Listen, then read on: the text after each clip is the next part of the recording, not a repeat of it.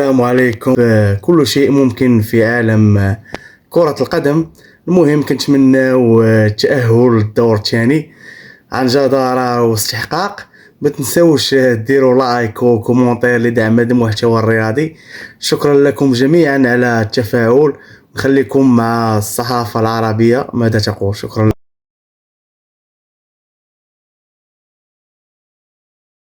كان ممتاز، كان ممكن دياز بباص واحد كان ممكن ينهي المباراه، ولكن اجمالا بالنسبه لمنتخب المغرب انا اشوف ان هي مباراه جيده جدا، ايجابيه في كل شيء ما عدا فقط استغلال الفرص. فانا اشوف بعد المباراه بيتكلم على المدرب محمد وهبي، انا اشوف ان هو كان بيتكلم على اللعيبه في حته الناحيه الدفاعيه كانوا كويسين جدا، في حاله ان منتخب اسكتلندا كان بيهاجم دفعوا بشكل ممتاز وقدروا ان هم يحافظوا على شباكهم نظيفه. عبد العزيز في البطولات الكبيره مهم جدا انك تحافظ على شباكك نظيف، وانا اشوف اليوم منتخب المغرب كان جيد جدا دفاعيا وقدر يستغل العناصر اللي تقدر تخلص المباراه زي سيباري في بدايه المباراه، واشوف ان المباراه تعطيه ثقه. اكيد المباراه القادمه امام هايتي هتبقى اسهل مباراه في اسهل مباراه البرازيل واسهل مباراه اسكتلندا، فقادرين على تخطي هايتي في المباراه القادمه. دعونا نستمع لاسماعيل صيبري بعد هذا اللقاء. لا أدري، أتمنى ذلك. سننتظر ما نتيجة مباراة البرازيل، ولكن نحن سعداء بالفوز والطريقة التي لعبنا بها وكافحنا، وفي الأخير كان يمكننا أن نسجل أكثر. سجلت هدفا ضد البرازيل وهدفنا الآن أنت ناري في هذه. نعم إنه شيء إيجابي، ولكنه عمل جماعي قبل كل شيء. البناء الهجمات كان جيد جدا، والتمريرتين الحاسمتين من ابراهيم جيده جدا.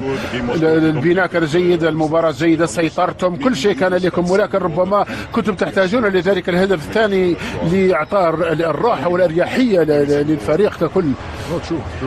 صحيح، لو اننا سجلنا الهدف الثاني فذلك سيجعلنا نلعب باريحيه اكثر، لكن الان نعرف ان الدقائق العشر الاخيره كنا 1-0، فكنا نعرف انهم سيلعبون كرات طويلة إلى منطقة الجزاء، وكافحنا بقوة ومبدئيا فوزنا. سؤال أخير، المباراة القادمة ضد هايتي وفوز يعني ربما صدارة المجموعة، أعتقد أن هذا هدفكم. نعم، نريد أن نفوز بكل مباراة في كأس العالم، لا يعنينا ولا يهمنا من هو، هل نحن متأهلون أم لا، نريد فقط أن نفوز ونظهر جودتنا، وهي مباراة أخرى في كأس العالم. شكرا. استمعنا لأفضل لاعب في هذا اللقاء اسماعيل صيبري الذي كان حاضر بأهدافه أو هدفين في مرمى البرازيل، هدف، وفي مرمى اسكتلندا في الجولة الثانية هدف آخر. هذا اللاعب وأنت مهاجم لعبت في مستويات عالية جدا، الآن يأتي عرض مميز لإسماعيل صيبري من بايرن ميونخ، ودليل على ذلك تألق أيضا إسماعيل لأنه فعلا يستحق اللعب مع نادي كبير. سجل هدفين في مرمى البرازيل والآن أمام اسكتلندا من دون شك، ودخل في هذين المباراتين في كأس العالم بطريقة، وأظهر أنه يستحق اللعب في نادي مثل بايرن ميونخ. لديه جودة، لديه مهارات، وبدنيا جيد، وتسديدات قوية، ويطلب الكرة بشكل جيد في المساحات. والهدف الذي سجله اليوم فهو على حدود التسلل، وبعد ذلك روض الكرة بشكل رائع، وضع الكرة مروضة أمامه، والطريقة نظر هل هناك زميل له في المنطقة أم لا، فسدد وبقوة هدفا رائع جدا.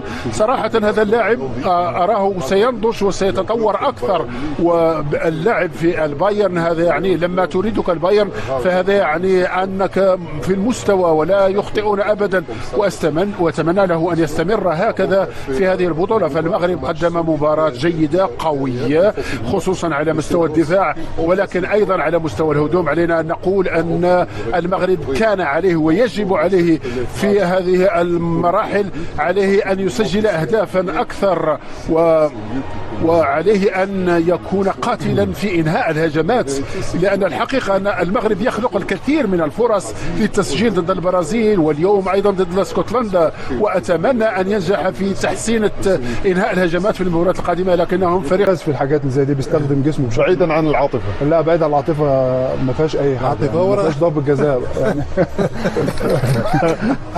بس هو ممتاز في الأمور ديت، يعني هو بيستخدم جسمه بشكل ممتاز. ممتاز، ولكن في الكوره ديت ما فيهاش اي شيء يعني طبيعيه يعني، فكان قرار صحيح من حكم المباراه. طبعا نذكر بان دفاع المغرب كان حاضر، مع العلم بان كابتن يوسف شيبو كان متوتر ليس قليلا بل كثيرا.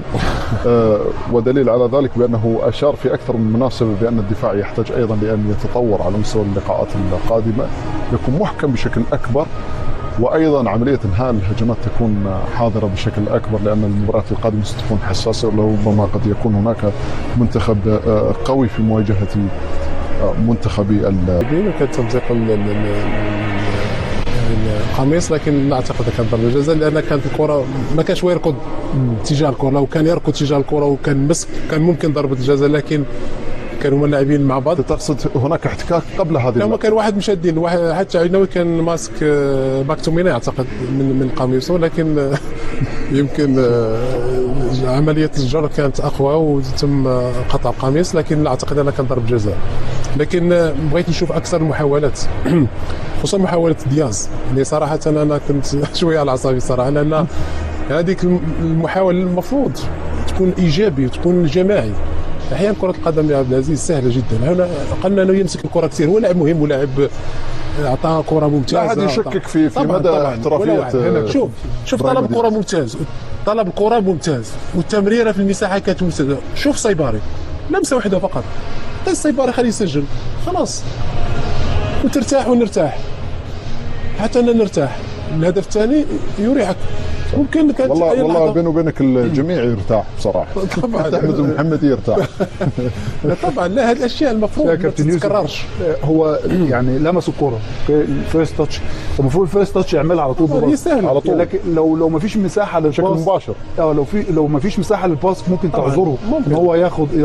ولكن شوف هنا عبد العزيز سهله، هو تحرك ممتاز اتكلمنا عليه في خلف المساحات. هني من مدافع بطيء جدا بيستغل سرعته. شوف الفيرست تاتش بتاع دياز هنا، كان لازم الفيرست تاتش واحده على طول. طبعا لو ما فيش مجال للباص ممكن تعذره ان هو ممكن يراوغ، ولكن هو شوف هو اليوم كثر من المراوغات. الى في لو بلو ديفيسيل الاصعب، وهو ان لا يعطي الكره لا يمرر الكره لصديقه وان يصنع هدفا اخر. ربما لم يره، لا ادري صراحه، ولكنه قام بطلب الكره بشكل جيد جدا، والاسهل هو ان يمرر لزميله وهو امامه هدف ينهي المباراه. ذكر الطوبيلي لما كان مع الانتر، كانت نفس اللقطه، في لاعب ما عطاش الكره، عرفش يسوى له، راح ضربه. والله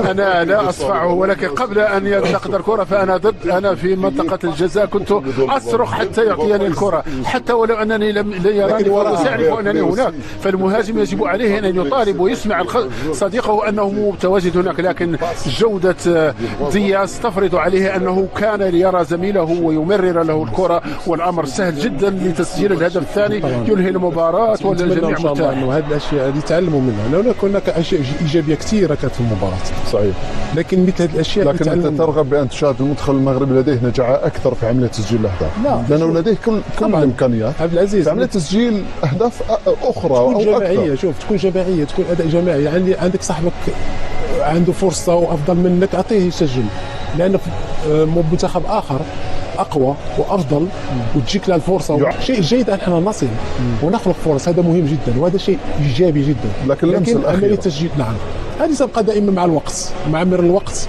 وبعض الاحيان نتخلوا عن الانانيه، تكون هناك واحد جماعيه، يعني كيف انا سجلت كيف انت اي لاعب يسجل، بس المهم انك تخدم مصلحه الفريق. لكن ان شاء الله هذه الاشياء ان تستغل كذلك، تطور تحتوى من قبل المدرب، تحتوى المدرب وتستغل. هذه الاشياء تاتي اعتقد مع كما قلت مع المدرب، اكيد ستكون عنده ملاحظات على المباراه، ان شاء الله تتحسن حتى نشاهد التطور من المستوى اخر في المباراه المقبله ان شاء الله. دعونا نسمع لياسين بونو حارس مرمى منتخبي المغرب بعد هذا اللقاء.